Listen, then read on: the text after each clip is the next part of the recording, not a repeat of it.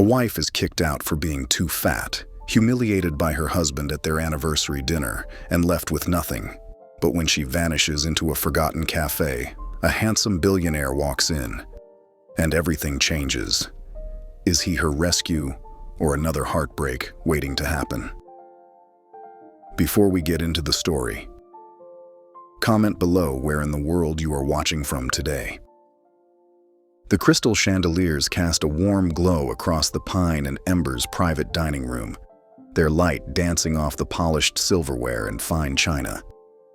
Maggie Thorne smoothed her plum silk blouse for the 10th time that evening, her fingers tracing the delicate fabric she'd chosen so carefully.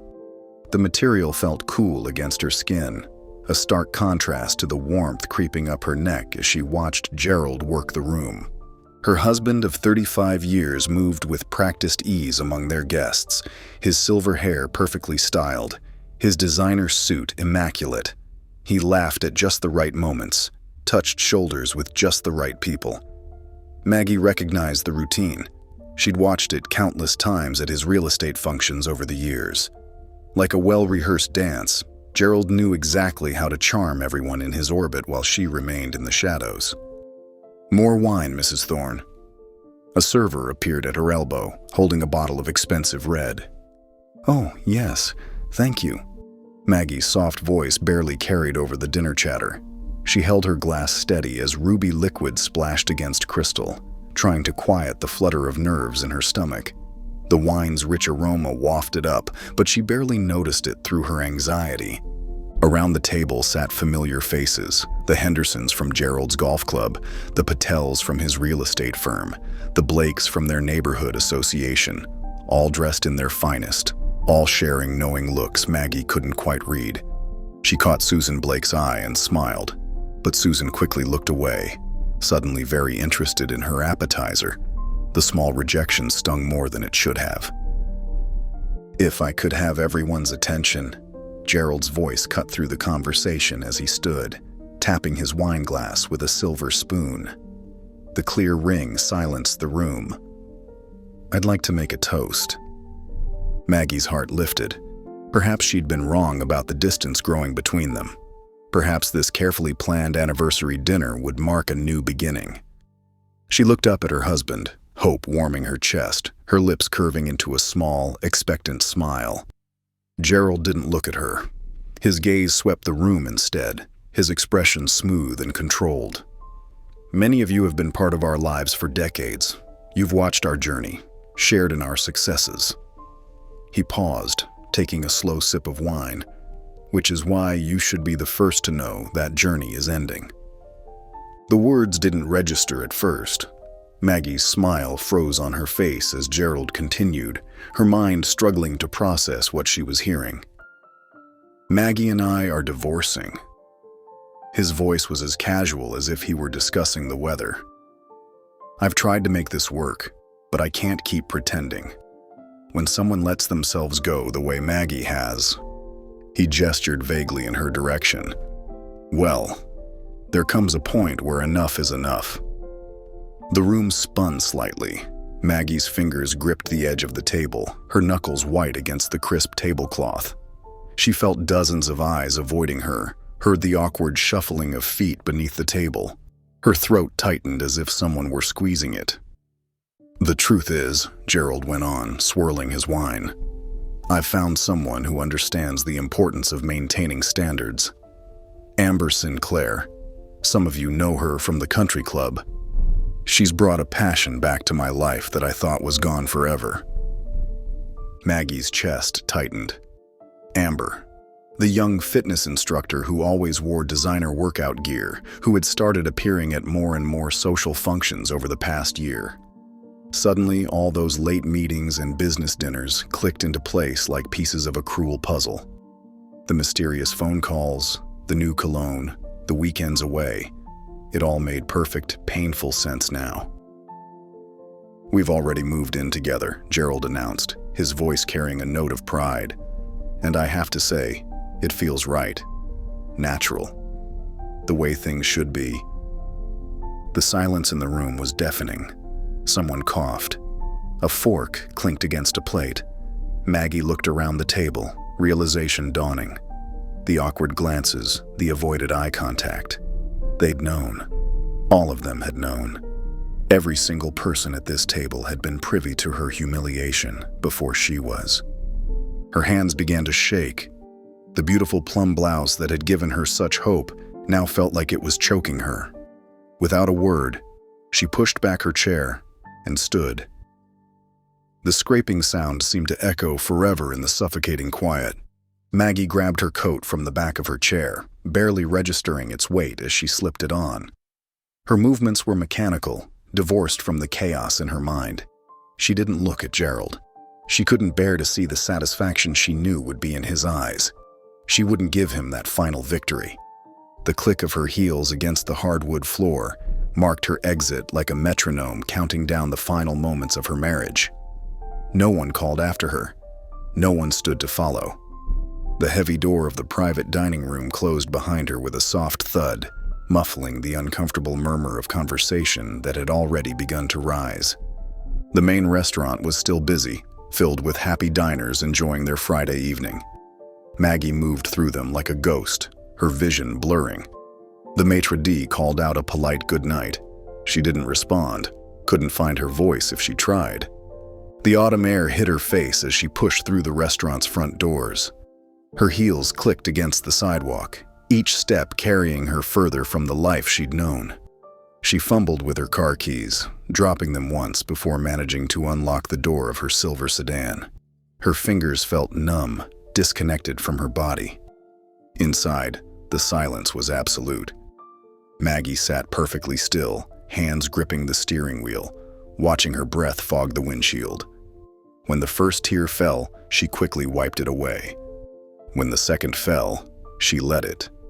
By the third, they were flowing freely down her cheeks.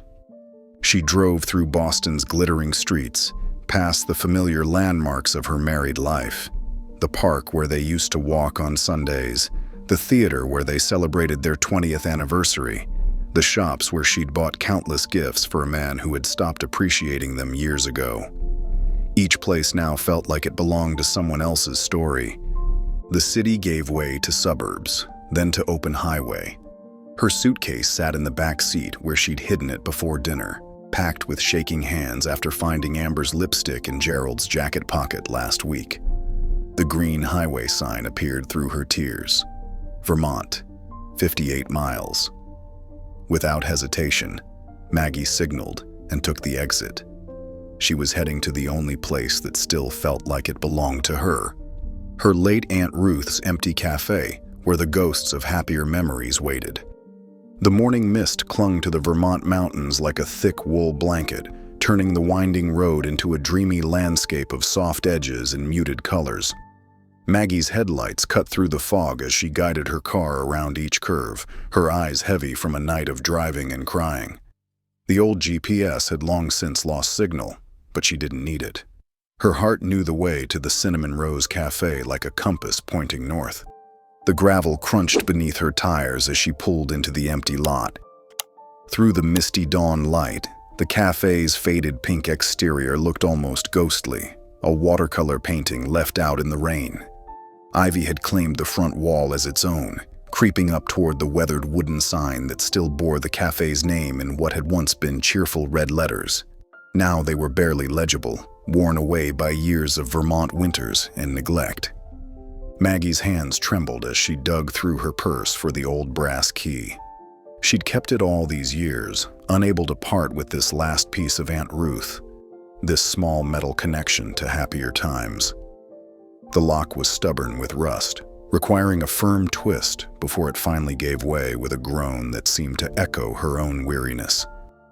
The door hinges creaked in protest as she pushed it open, sending a shiver down her spine. The musty smell hit her first, a mixture of mildew, decades-old sugar, and settled dust that tickled her nose. Maggie fumbled for the light switch, but nothing happened.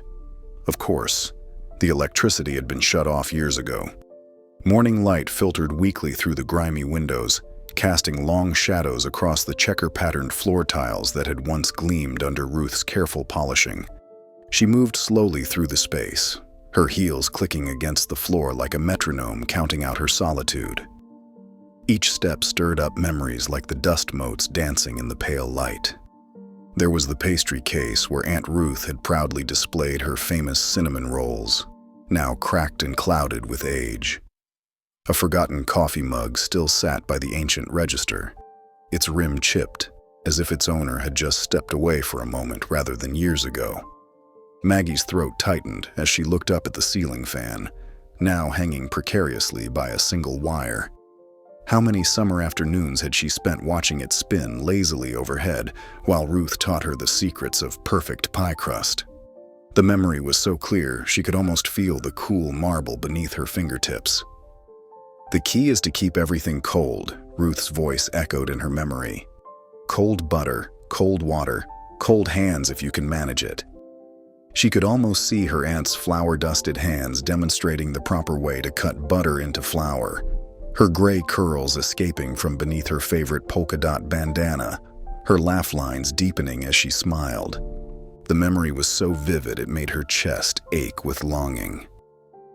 Maggie had been just 11 when Ruth first pulled a chair up to the counter for her, declaring it was time she learned the family traditions.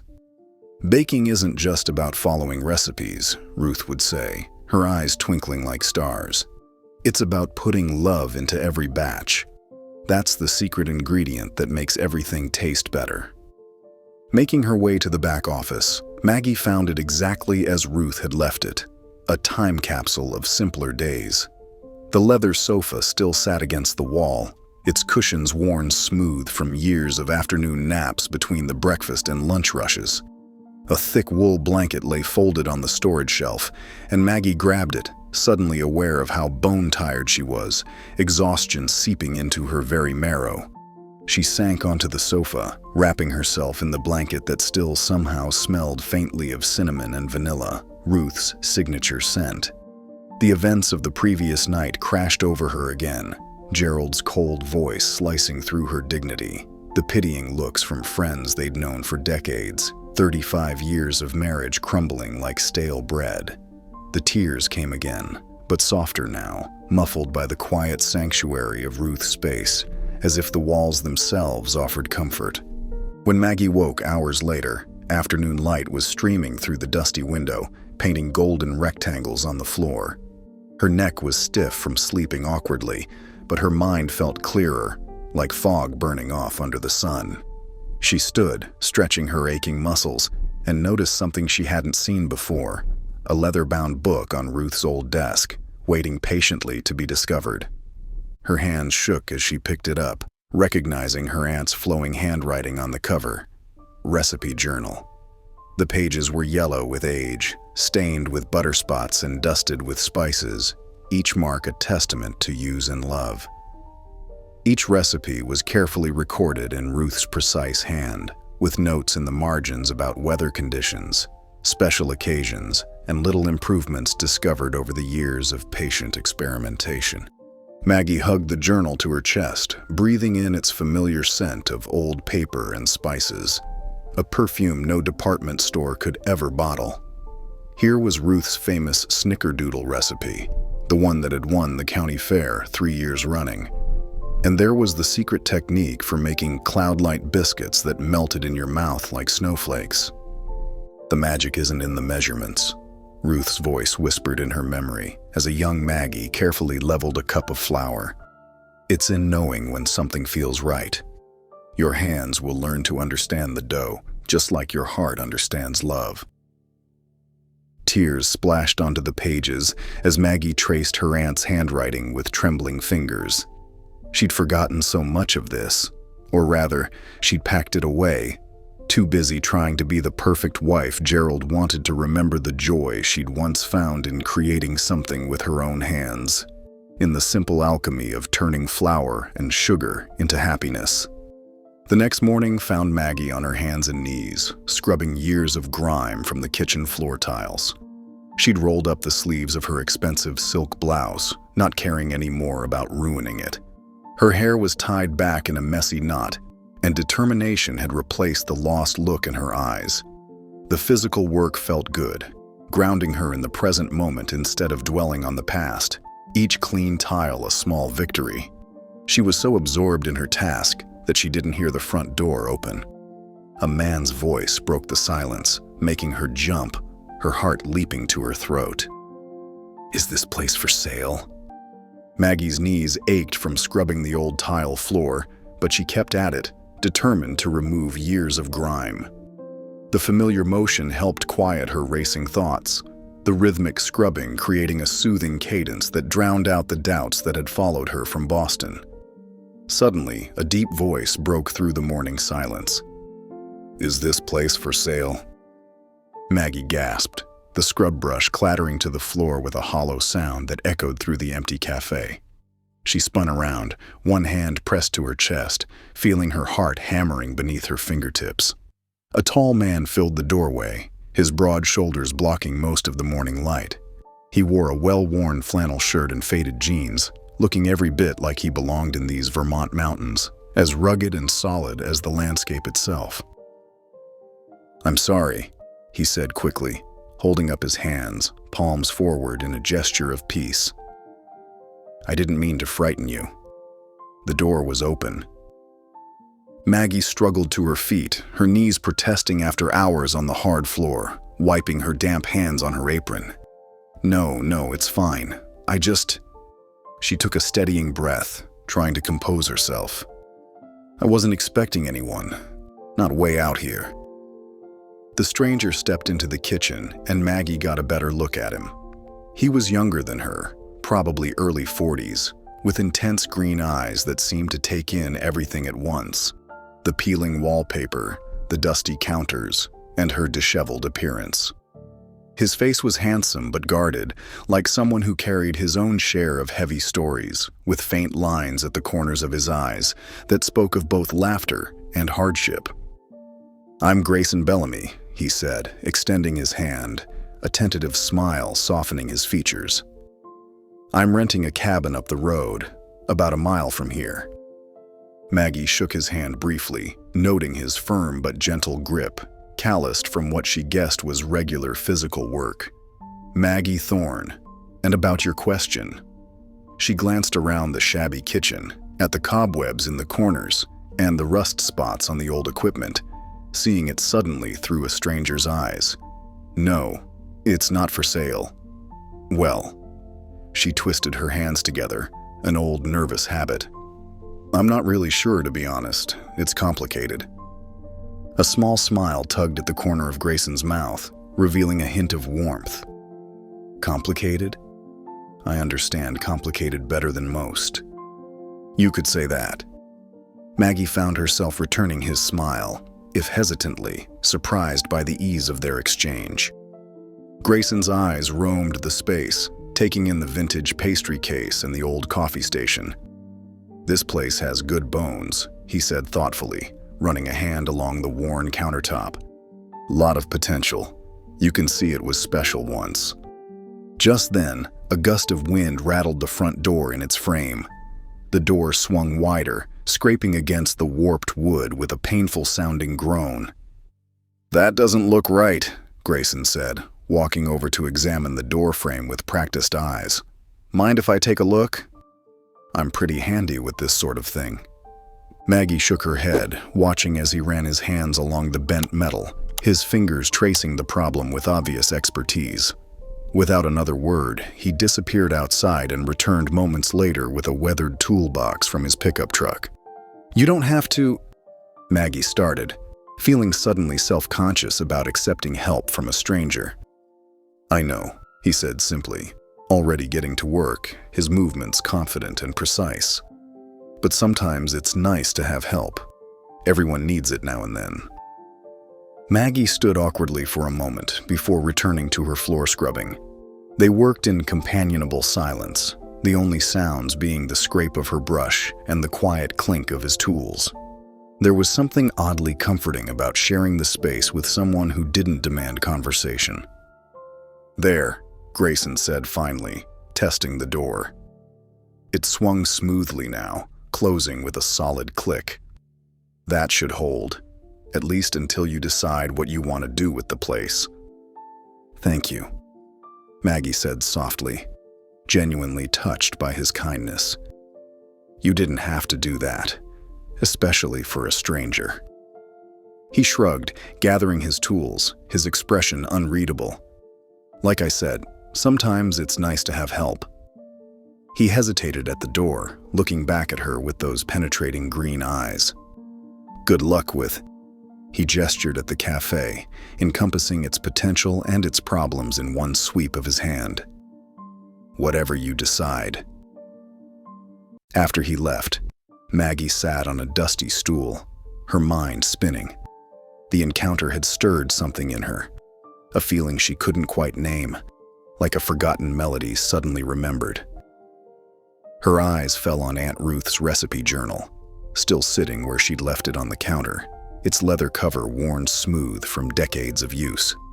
Without really thinking about it, she opened it to a dog-eared page. Aunt Ruth's famous cinnamon buns.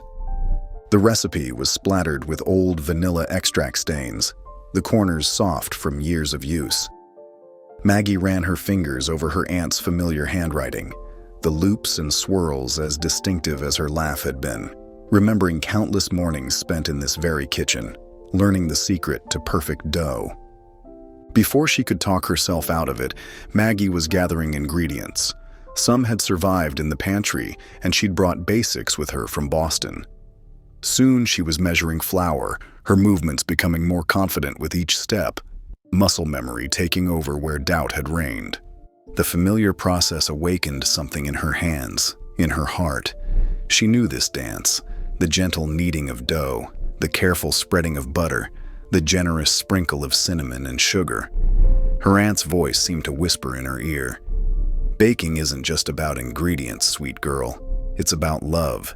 Put your heart into it, and people will taste the difference. As the sun set, casting long shadows through the cafe's windows, Maggie pulled a tray of golden brown cinnamon buns from the oven. The scent of butter, cinnamon, and yeast filled the kitchen, a smell that transported her back to happier days, before Gerald, before the weight of disapproval had settled on her shoulders like a heavy cloak she couldn't remove. She lit a candle she'd found in Aunt Ruth's office and sat at the old counter. The first bite of warm cinnamon bun melted in her mouth, and tears sprang to her eyes, not from sadness this time, but from something else. Recognition, perhaps, or remembrance. A taste of who she used to be before Gerald's criticism had dimmed her light. She was still Maggie, still the girl who could coax magic from flour and sugar, still the woman who found joy in creating something beautiful and sweet. Gerald hadn't taken that away from her, even though he'd tried, chipping away at her confidence with every dismissive comment about her little hobby. The next morning dawned clear and cool. Maggie was sweeping the front steps, pausing occasionally to watch the morning mist retreat from the mountains like a curtain being drawn back to reveal the day's possibilities. The scrape of the broom against concrete had a rhythm to it, almost peaceful, unlike the frantic pace of her life in Boston. The rumble of an approaching truck made her look up. Grayson's pickup pulled into the lot, and he stepped out, holding 2 paper coffee cups and what looked like a folder tucked under his arm. The morning light caught in his dark hair, highlighting strands of silver at his temples. "Good morning," he called, walking toward her with a confidence that seemed more settled than yesterday. Before Maggie could respond, he spoke again, his voice carrying a note of careful hope. "I've been thinking, maybe we could fix this place up. Together. I think it deserves another chance." Maggie stared at him, the broom frozen in her hands, 1,000 questions rushing through her mind. He must have seen her confusion because he quickly added, "I'm not offering to buy it. I'm offering to help. Sometimes that's what both people and places need most, just a helping hand to become what they were always meant to be." Cheese.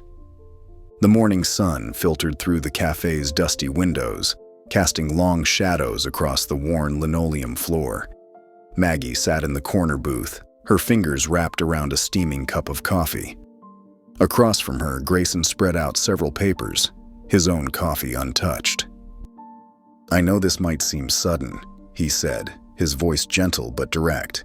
"But I see real potential here, not just in the building, but in what you could create." Maggie glanced around the cafe, taking in the peeling wallpaper and scratched countertops. "It needs so much work," she murmured. "That's where I come in." Grayson leaned forward, his green eyes earnest. "I have the capital to invest, and I know how to run a business. But what this place needs, what makes it special, that's all you, Maggie."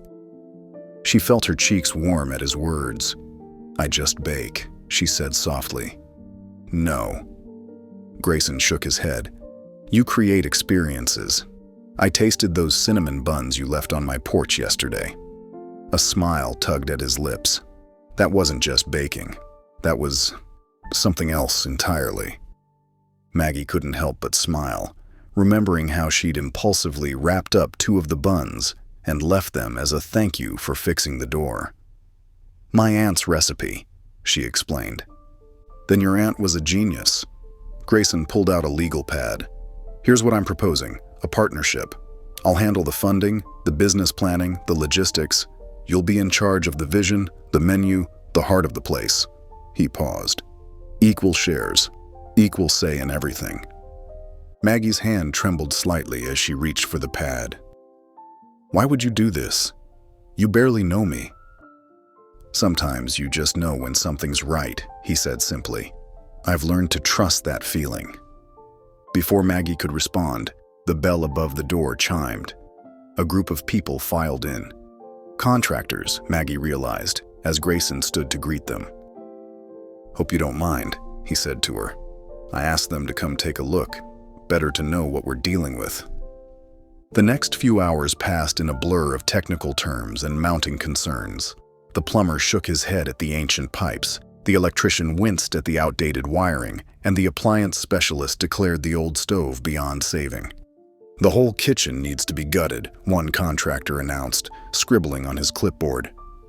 Maggie felt her chest tighten. It was too much, too big, too expensive, too overwhelming. She stepped outside, needing air.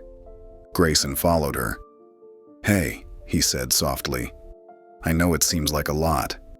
"It's everything," she whispered. "Everything needs fixing." "Then we'll fix everything." He stood beside her, their shoulders almost touching. "One thing at a time."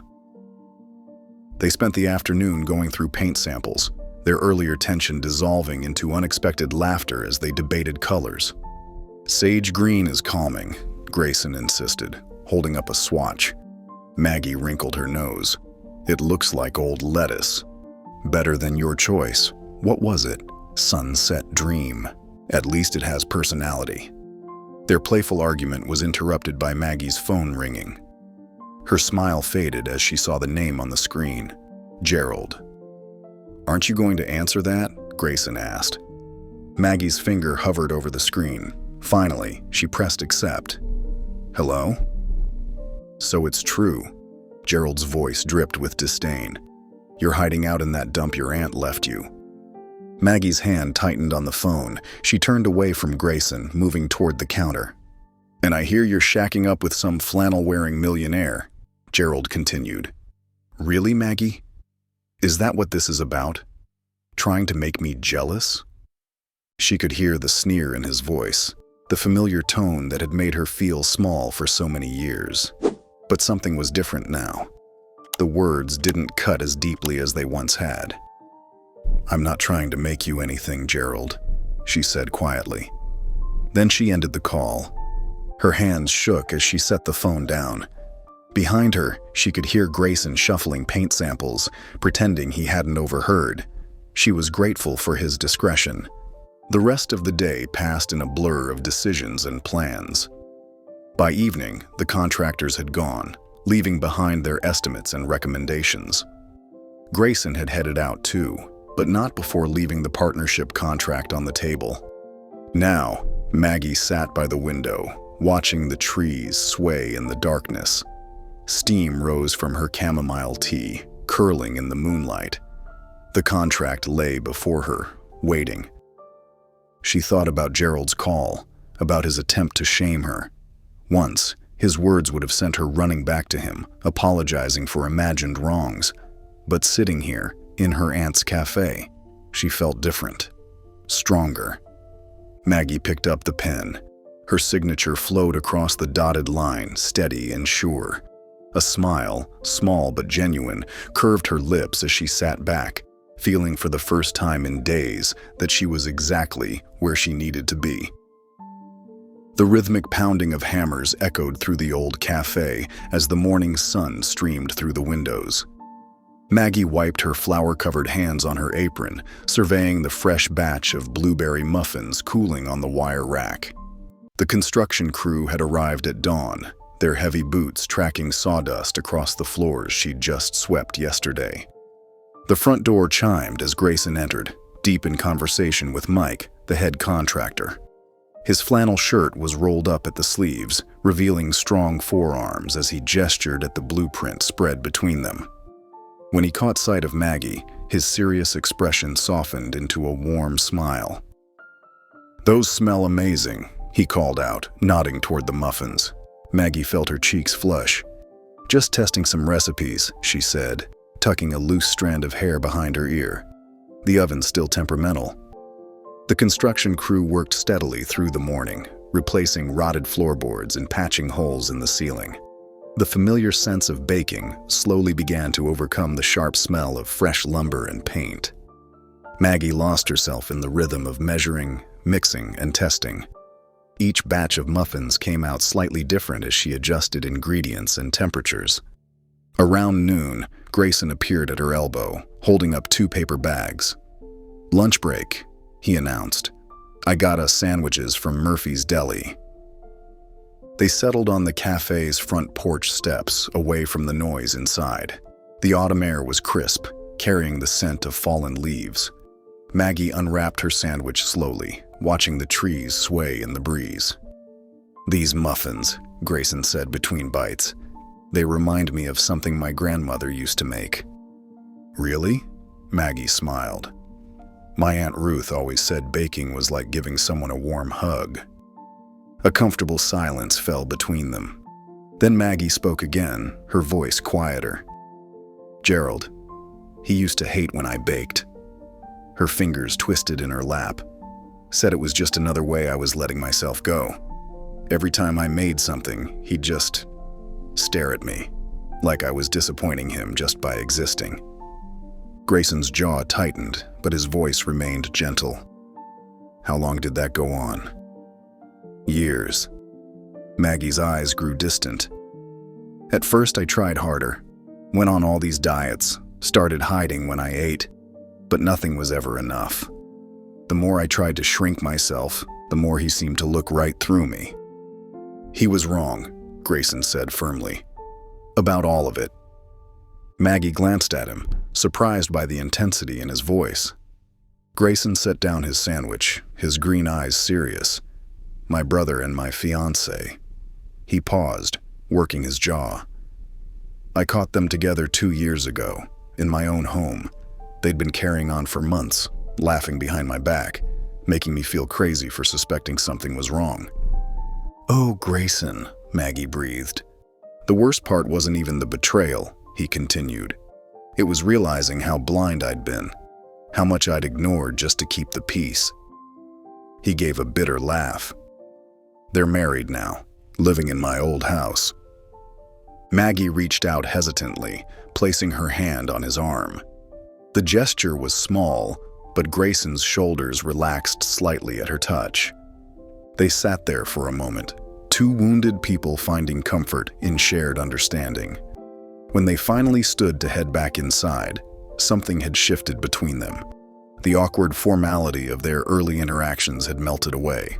The afternoon passed in a blur of activity. Maggie and Grayson moved around each other easily, discussing paint colors and light fixtures. She teased him about his preference for industrial-style lighting, while he playfully criticized her choice of boring beige for the walls. "It's not boring, it's warm and inviting," Maggie protested, holding up the paint sample. "It's the color of cardboard," Grayson countered, his eyes twinkling. Well, your chrome monstrosities look like they belong in a spacecraft. Their laughter mingled with the sounds of construction, filling the old cafe with new life. Maggie found herself smiling more than she had in years. Here, covered in flour and arguing about interior design, she felt seen, not as someone's disappointing wife or a failure to be tolerated, but as herself. As evening approached, the workers began packing up their tools.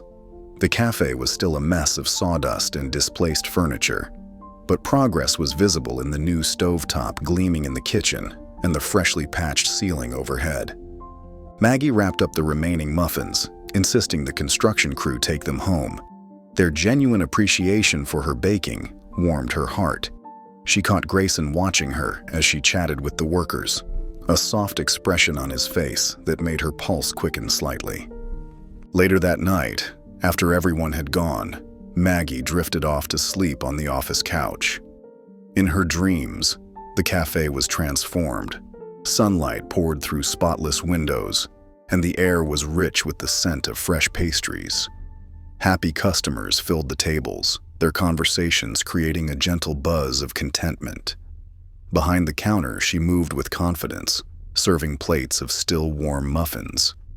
And there was Grayson, looking at her across the room with that same soft expression, making her feel like the most visible person in the world. When she woke, her cheeks were wet with tears, but they weren't tears of sadness. For the first time in longer than she could remember, her heart felt full of possibility. The evening sun cast long shadows through the cafe's newly installed windows, creating a warm glow across the freshly laid hardwood floors. Maggie stood in the gleaming kitchen, her hands moving with practiced ease as she seasoned a plump chicken with fresh rosemary and garlic. The renovations had transformed the space into something both familiar and new. Modern appliances now lined the walls, but the soul of Aunt Ruth's cafe remained in the careful details they'd preserved. She heard Grayson's boots on the floor before she saw him, and her heart did that little flutter it had started doing lately. "Something smells amazing," he said, leaning against the doorframe with an appreciative smile. "Just a simple roast chicken," Maggie replied, trying to sound casual as she slid the pan into the oven. "I thought, well, after everything you've done for this place, for me, the least I can do is make you dinner."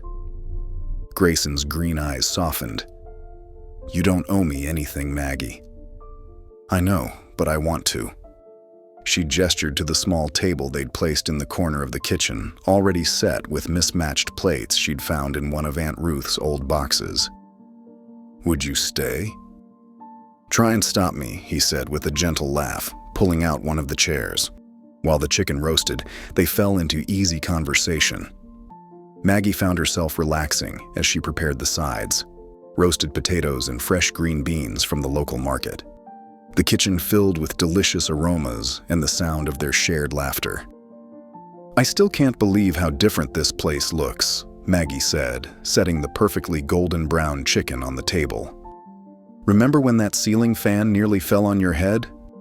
Grayson chuckled, helping himself to the potatoes. "How could I forget?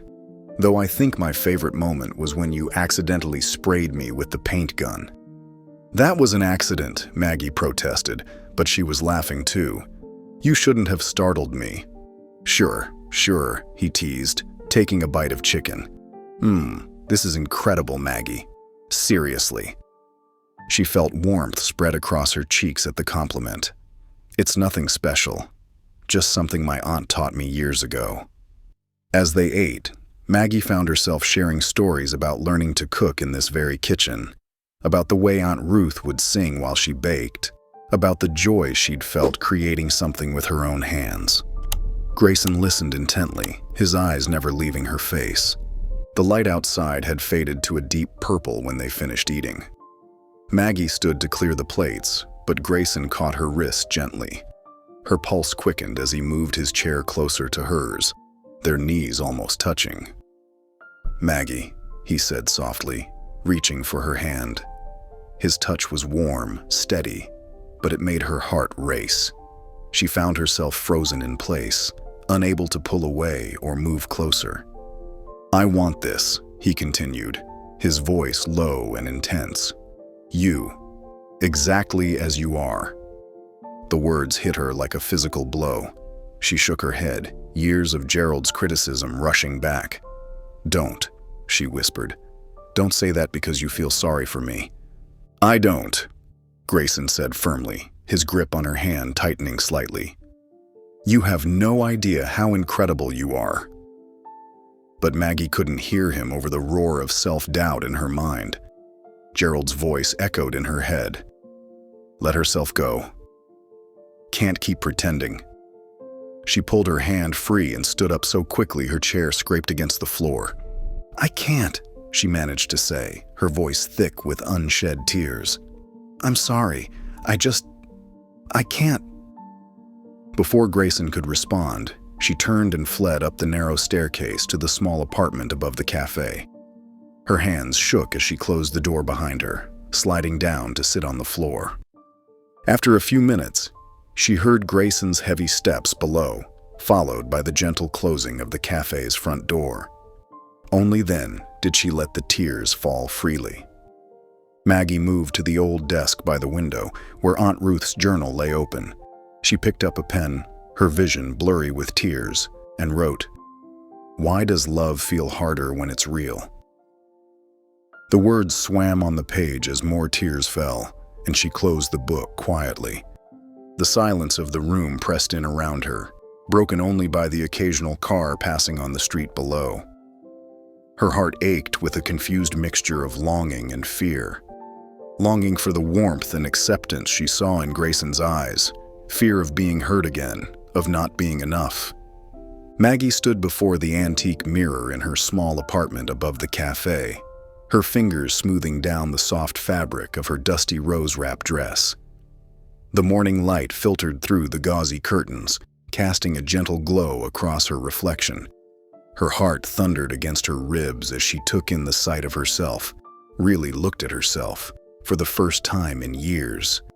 The woman staring back at her wasn't the same person who had fled Boston in tears just weeks ago.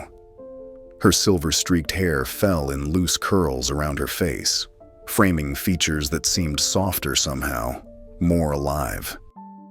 She'd applied a touch of mascara and pink lipstick, nothing fancy, but enough to make her blue eyes sparkle. I know who you are, she whispered to her reflection, and for once the words felt true.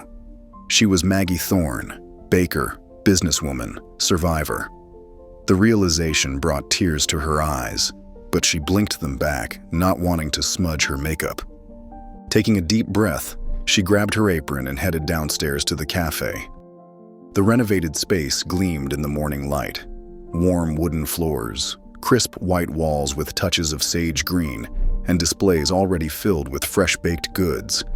The aroma of cinnamon and coffee wrapped around her like a familiar hug. At precisely 7 o'clock, Maggie unlocked the front door of the Cinnamon Rose Cafe. Her hands trembled slightly as she flipped the closed sign to open, but her smile was steady and bright. The first customers trickled in slowly, curious locals who had watched the renovation process with interest. Mrs. Henderson from the bookstore next door was first through the door, her eyes widening as she took in the transformation. "Oh, Maggie," she breathed. "It's absolutely lovely." More people followed, and soon the cafe hummed with conversation and the clink of coffee cups. Maggie moved between tables, pouring coffee and serving plates of still warm muffins. Each compliment, each smile from a satisfied customer added another small brick to the foundation of her rebuilding confidence. "These blueberry muffins are better than my grandmother's," declared Tom Peterson, the hardware store owner, loud enough for everyone to hear. "And I never thought I'd say that about anyone's baking." Grayson appeared mid-morning, looking handsome in a blue button-down shirt and dark jeans. He jumped right in, as if they'd been working together for years instead of weeks.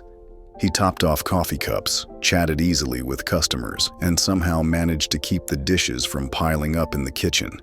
Every now and then, their eyes would meet across the room, and Maggie's heart would skip a beat at the warmth in his gaze. As the lunch rush began to fade, Grayson disappeared into the back room. When he returned, He was carrying 2 bottles of champagne and a stack of paper cups. The remaining customers watched curiously as he cleared his throat and tapped a spoon against his cup. "Everyone," he called out, his voice carrying across the cafe. "I'd like to make a toast." Maggie felt her cheeks flush as all eyes turned toward her. Grayson's green eyes locked with hers, intense and sincere. "This woman," he began, gesturing toward Maggie, "brought this place back to life.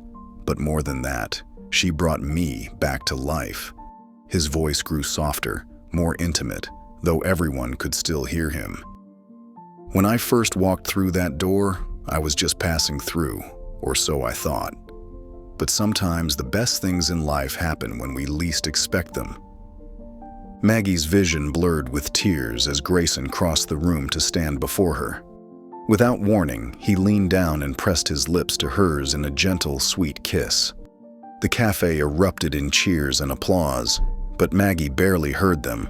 All she could focus on was the tenderness in Grayson's touch, the way his hand cupped her face as if she were precious. When they finally pulled apart, Maggie's cheeks were flushed, and Grayson's smile was brighter than she'd ever seen it. The customers, now more like friends, raised their champagne-filled paper cups in celebration. As the day wound down and the last customer left, Maggie and Grayson sat together on the cafe's front porch. The stars were just beginning to appear in the darkening sky, twinkling like scattered diamonds. A gentle breeze carried the lingering scents of coffee and baked goods from the quiet cafe behind them.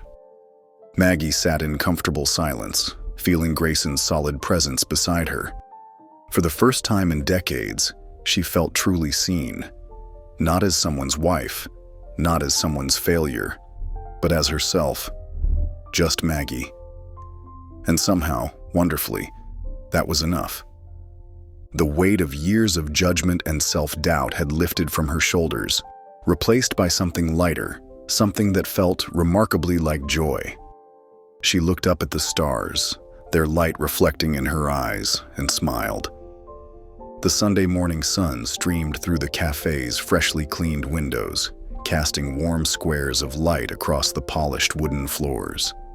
Maggie hummed softly as she wiped down the counter, still riding high from yesterday's successful grand opening. The memory of Grayson's kiss brought a flutter to her stomach and a smile to her lips. The brass bell above the door chimed, interrupting her reverie. "Sorry, we're closed today."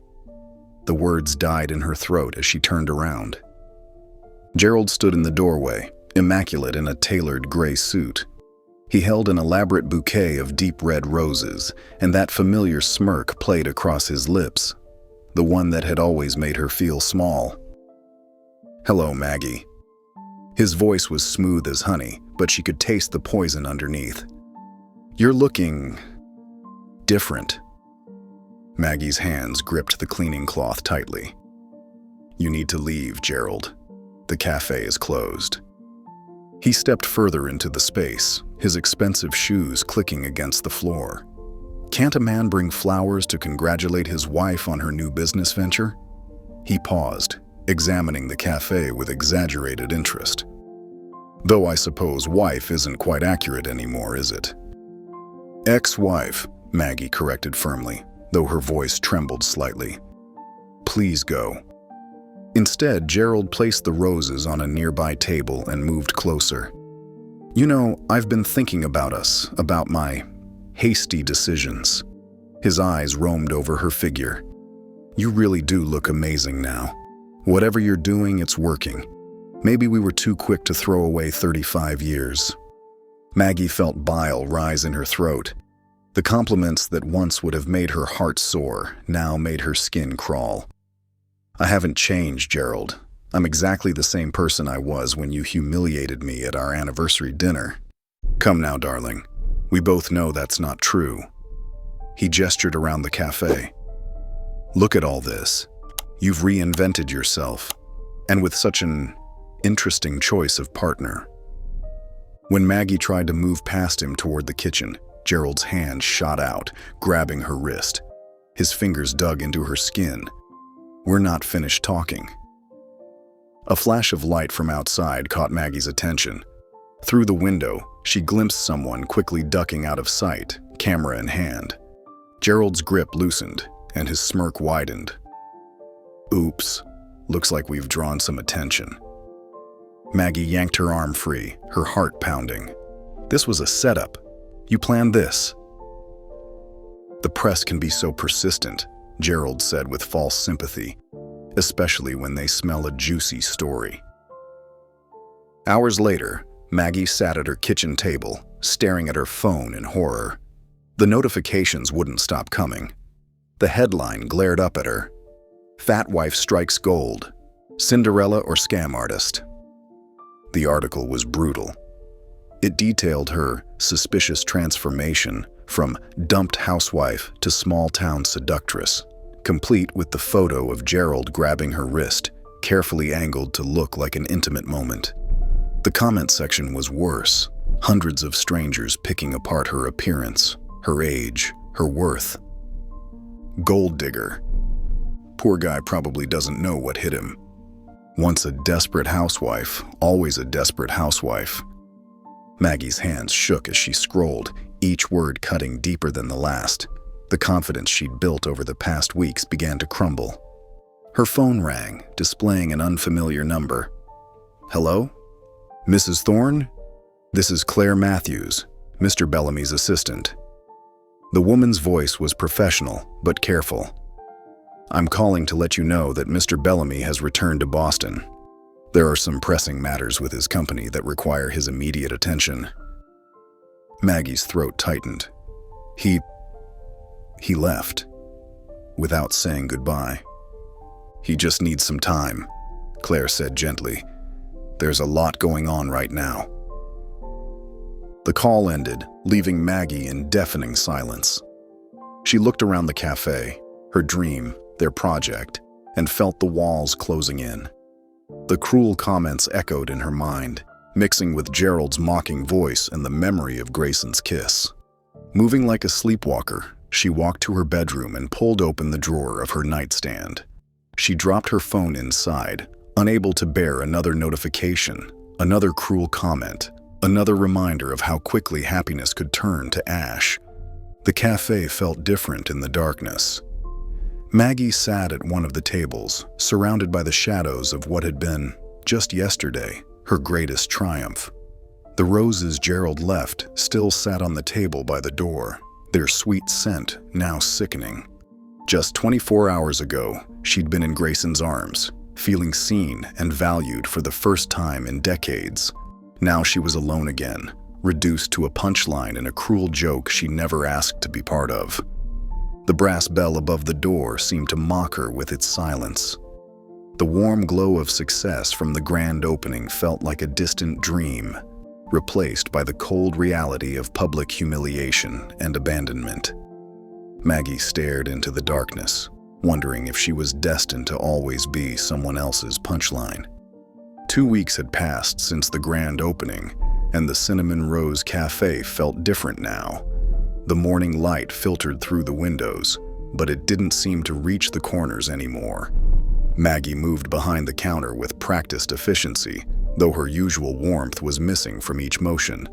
The handful of regular customers who came in received their coffee and pastries with a smile that didn't quite reach her eyes. Her hands worked steadily, but her mind wandered to the empty spaces Grayson used to fill. The corner where he'd lean against the counter, the booth where they'd shared late-night planning sessions, the spot by the register where he'd always rest his coffee cup. The morning rush, if you could call 3 customers a rush, had ended, leaving Maggie alone with the quiet hum of the refrigerator and the ticking of the wall clock. She glanced at her phone, sitting face down on the counter. She hadn't checked any news sites or social media since the scandal broke.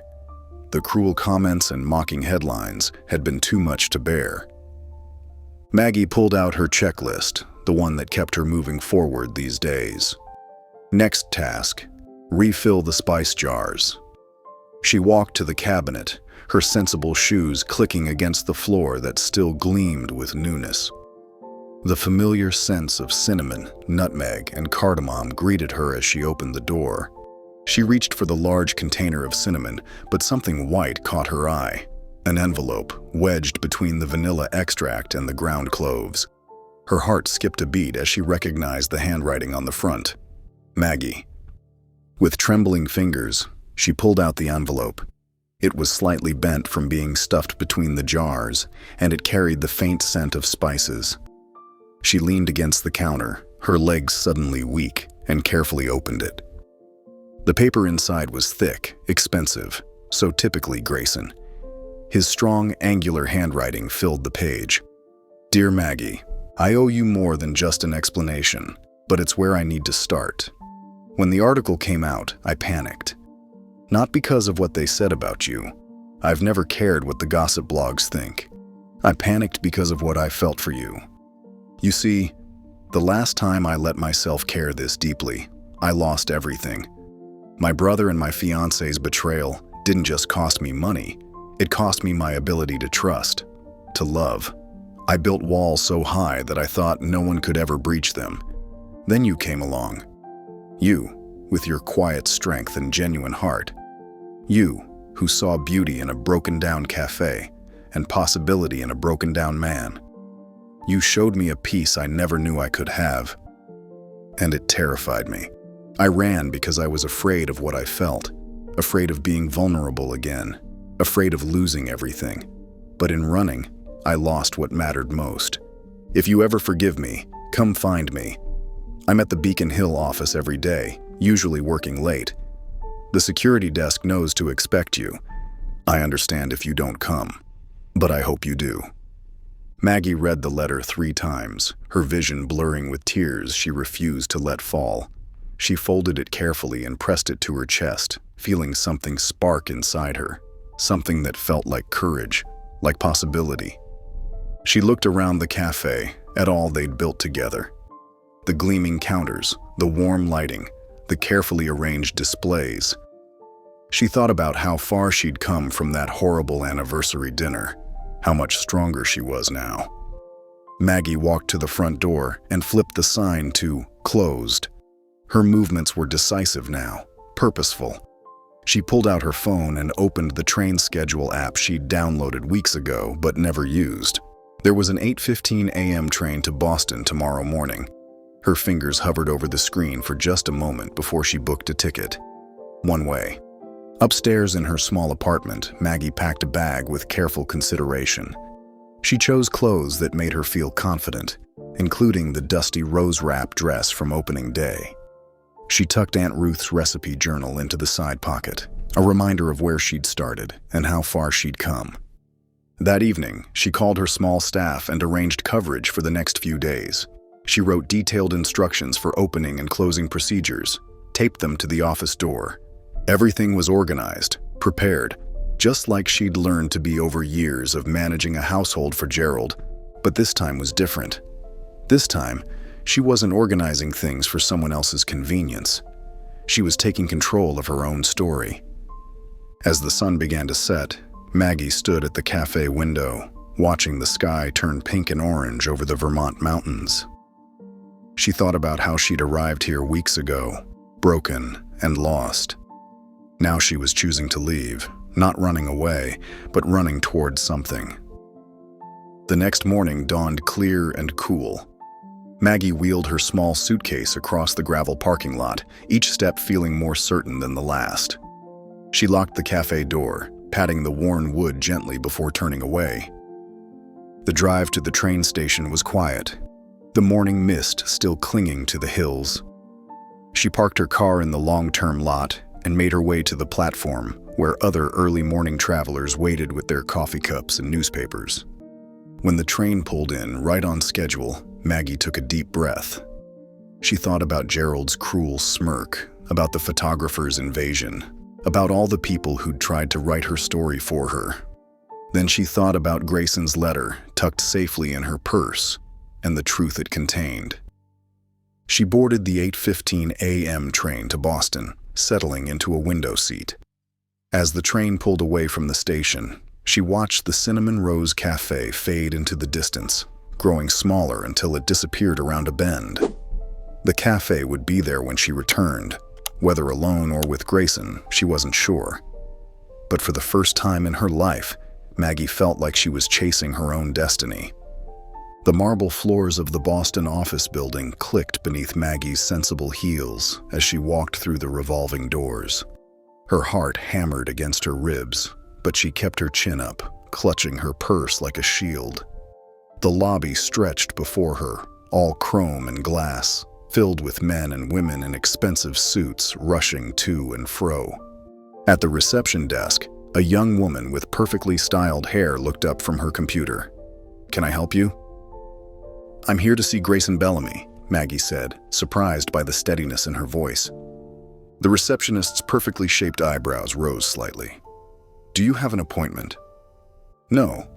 Maggie took a deep breath. "But he needs to see me." "I'm sorry, but Mr. Bellamy is in an important board meeting right now. I can't interrupt." "What floor?" Maggie asked, already walking toward the elevator bank. "Ma'am, you can't just—" The receptionist's protests faded as the elevator doors closed. The 20th floor opened into a maze of glass-walled offices. Through the transparent walls, Maggie spotted a large conference room filled with people. Grayson stood at the front, his tall frame commanding attention as he gestured to charts projected on a screen behind him. Maggie's hands trembled as she pushed open the heavy door. 20 heads turned toward her, but she only saw one face. Grayson stopped mid-sentence, his green eyes widening in recognition. "I don't want your billions," Maggie said, her voice clear and strong in the sudden silence. "I want you." For a moment, no one moved. Then Grayson dropped his presentation remote on the table. In 3 long strides, he crossed the room and pulled her into his arms. His kiss was fierce and tender all at once, full of apology and promise. Maggie melted into him, tears pricking at her eyes. Someone started clapping. Others joined in, though some board members suddenly became very interested in their coffee cups or phones. When they finally broke apart, Grayson pressed his forehead to hers.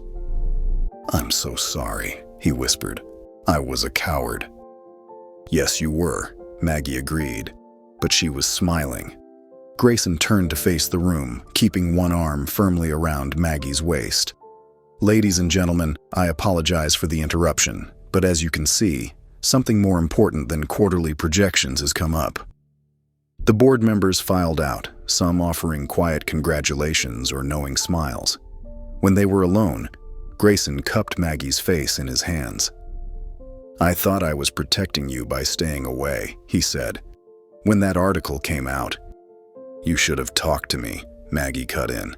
"I'm stronger than you think." "I know that now. You're the strongest person I've ever met." Later that week, back in Vermont, Maggie opened the cafe early. The morning sun painted the walls golden, and the scent of fresh coffee filled the air. The bell above the door chimed, and she looked up to see Grayson walking in, holding something wrapped in a pink ribbon. "What's this?" she asked as he set it on the counter. "Just a little something I baked," he said with a mysterious smile. Maggie untied the ribbon carefully. It was a cinnamon bun, clearly store-bought, slightly lopsided but sweet in its imperfection. As she broke it apart, something glinted in the center. Her breath caught as she pulled out a diamond ring, simple and elegant. Grayson dropped to one knee, taking her flour-dusted hand in his. "You saved me from bitterness," he said softly. "Let me love you with everything I am." Tears spilled down Maggie's cheeks as she nodded. "Yes," she whispered. "Yes." 1 year later, the cafe hummed with activity. Maggie stood at the front counter, demonstrating the proper way to fold pastry dough to a small group of eager students. Her movements were confident, her voice clear and warm as she explained each step. "The key is patience," she said, smiling as she worked the dough. "You can't rush something this delicate." At a corner table, Grayson typed on his laptop, occasionally glancing up to watch his wife teach. When their eyes met, they shared a smile that spoke of home, of healing, of a love that had grown stronger through every challenge. The morning light streamed through the windows, catching the simple gold band on Maggie's finger as she worked. She felt it there, a constant reminder that she was exactly where she was meant to be. If you enjoyed the story of Maggie, I handpicked this next story that you will enjoy. Please don't miss this one. If you enjoyed the story of Maggie, I handpicked this next story that you will enjoy. Please don't miss this one. Click here to watch it.